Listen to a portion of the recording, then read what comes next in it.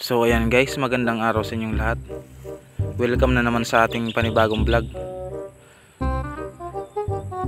So sa araw na ito guys, magtatanim muna tayo ng palay. So ayan guys, andito kami ngayon sa bukid. So ayan, magtatanim kami ng palay. Ayan oh. Yan, nakita nyo naman guys. Nakita nyo naman ang dalawang mata nyo. Napakalawak ng palayan dito. Dito to yan. So ayan, pupunta kami sa may punla. Ayan yung mga kasama ko. Pupunta kami dito sa may punla at bubunot ng punla. Ayan, para may tanim. So ayan, puntahan muna natin guys yung punlaan.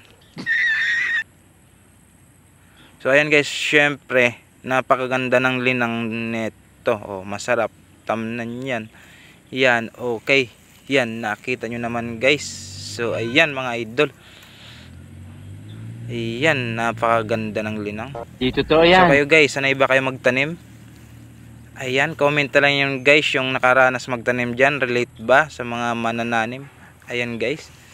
So ayan, sanay ba kayo magtanim? Yung mga sanay dyan guys magtanim, comment na lang. Ayan, napakaluwang ng palayan dito. So ayan guys, syempre maganda yung pilapil dito. Masarap daanan. Ayan, nakita nyo naman. So guys, sa ibang bukid kasi yung pilapil maliit lang, mahirap daanan. Dito to so, yan guys, pero yan, maganda yan. Hindi mahirap daanan yan. Ayan guys, so nakita nyo naman. Ayan yung mga kasama ko. Bola lang yan. Ayan, gagayak na sila at bubunot ng punla. Pero ako guys, hindi na ako bubunot, magtatanim na lang ako. So ayan, mga mandirigma yan. Napakalalakas magtanim ng mga kasama ko na yan. Ayan, nag-uumpisa na yung tatlong kasama ko.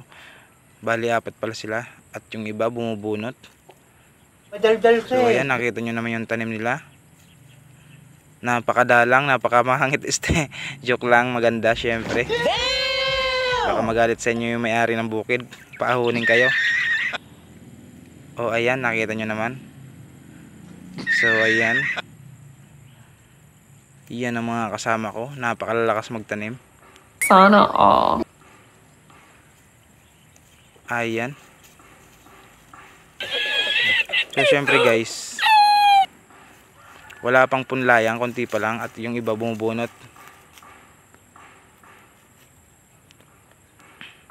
So syempre yung dalawa yan, nagkakarera yan. Ayan, yan, naubos yung pula ng isa. Hindi na makapagtanim, hindi na siya makakahabol. So ayan guys, matapos na nga pala kami sa ilang oras. Ayan guys, nangyari na nga pala kami guys sa oras na ito. Pauwi na pala kami ngayon. So ayan, napakalawang na namin, 4 na hektare yan guys.